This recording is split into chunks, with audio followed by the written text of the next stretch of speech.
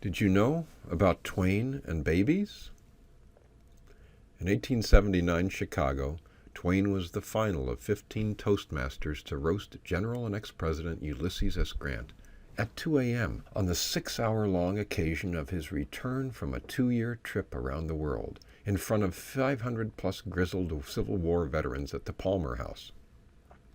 Originally requested to talk about the ladies, he declined as it was too familiar to his audiences and therefore selected the topic, the babies, as completely unfamiliar.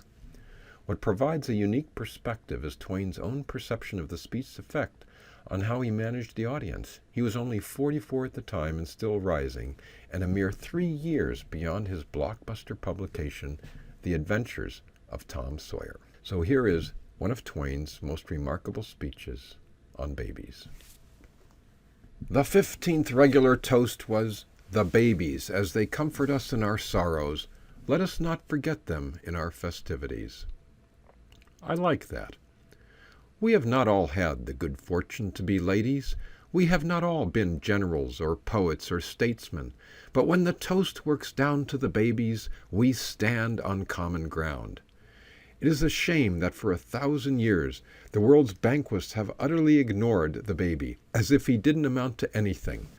If you will stop and think a minute, if you will go back 50 or 100 years to your early married life and recontemplate your first baby, you will remember that he amounted to a great deal, and even something over. You soldiers all know that when the little fellow arrived at family headquarters, you had to hand in your resignation. He took entire command. You became his lackey, his mere body servant, and you had to stand around too. He was not a commander who made allowances for time, distance, weather, or anything else. You had to execute his order, whether it was possible or not, and there was only one form of marching in his manual of tactics, and that was the double quick. He treated you with every sort of insolence and disrespect, and the bravest of you didn't dare say a word. You could face the death storm at Donelson and Vicksburg and give back blow for blow, but when he clawed your whiskers and pulled your hair and twisted your nose, you had to take it. When the thunders of war were sounding in your ears, you set your faces toward the batteries and advanced with steady tread.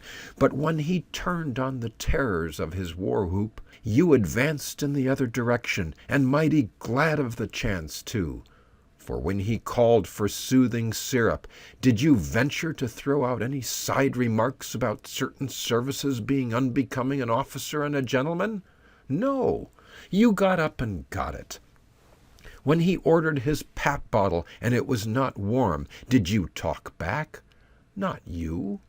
You went to work and warmed it. You even descended so far in your menial office as to take a suck at that warm, insipid stuff yourself, to see if it was right.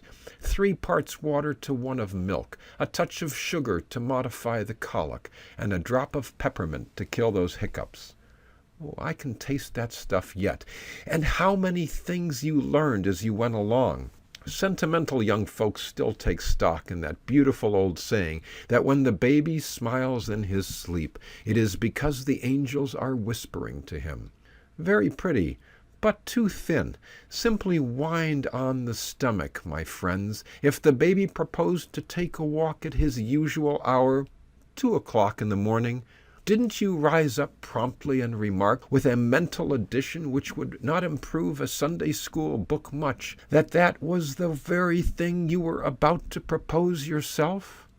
Oh, you were under good discipline, and as you went fluttering up and down the room in your undressed uniform, you not only prattled undignified baby talk, but even tuned up your martial voices and tried to sing, "Rock-a-bye, baby, in the treetop," for instance.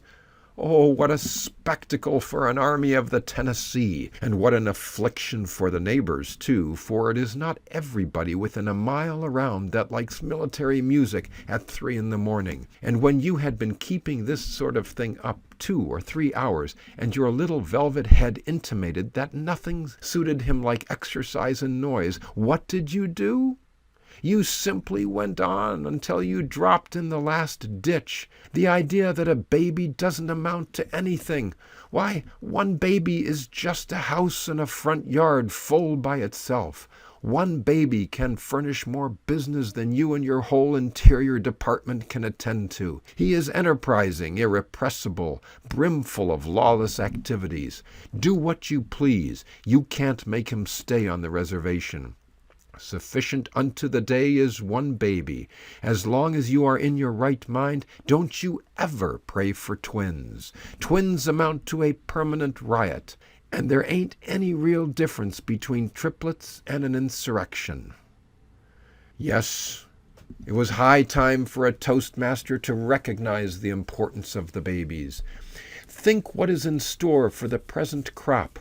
50 years from now we shall all be dead, I trust, and then this flag, if it still survive, and let us hope that it may, will be floating over a republic numbering 200 million souls, according to the settled laws of our increase. Our present schooner of state will have grown into a political leviathan, a great Eastern. The cradled babies of today will be on deck. Let them be well trained, for we are going to leave a big contract on their hands. Among the 3 or 4 million cradles now rocking in the land are some of which this nation would preserve for ages as sacred things, if we could know which ones they are. In one of them cradles, the unconscious Farragut of the future is at this moment teething. Think of it, and putting in a world of dead earnest, unarticulated but perfectly justifiable profanity over it too. In another, the future renowned astronomer is blinking at the shining Milky Way, but with a languid interest, poor little chap, and wondering what has become of the other one they call the wet nurse. In another, the future great historian is lying, and doubtless will continue to lie until his earthly mission is ended. In another, the future president is busying himself with no profounder problem of state than what the mischief has become of his hair so early.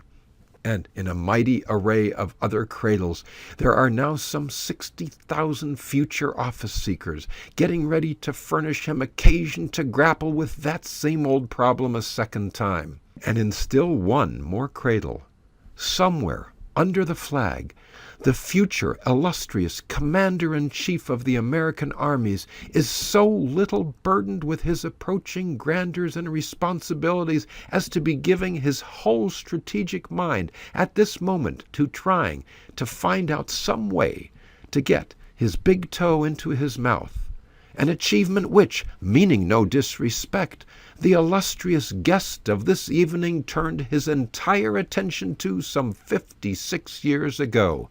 And if the child is but a prophecy of the man, there are mighty few who will doubt that he succeeded.